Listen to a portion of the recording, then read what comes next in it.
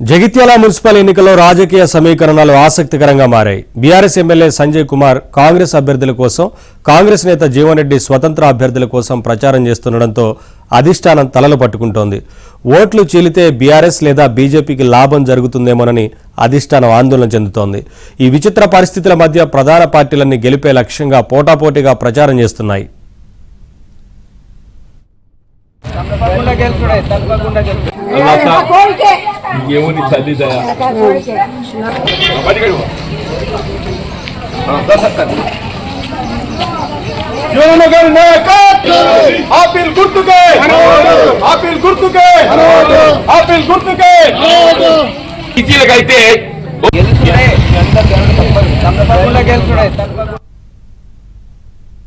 Telangana municipal ఎన్నికల ప్రచారంలో జనసేన తరపున గబ్బర్ సింగ్ కమెడియన్లు సందడి చేశారు. జగిత్యాల జిల్లా మెట్పల్లిలో నటులు సాయి కుమార్, ప్రవీణ్, రమేష్లు ఇంటింటా తిరుగుతూ గాజు గ్లాసు గుర్తుకు ఓటు వేయాలని కోరారు. పవన్ కళ్యాణ్ అభివృద్ధి కాంక్షించే నాయకుడని, జనసేన అభ్యర్థులను గెలిపించాలని వారు పిలుపునిచ్చారు. వీరిని చూసేందుకు స్థానికులు ఎగబడడంతో ప్రచారంలో కోలాహలం నెలకొంది.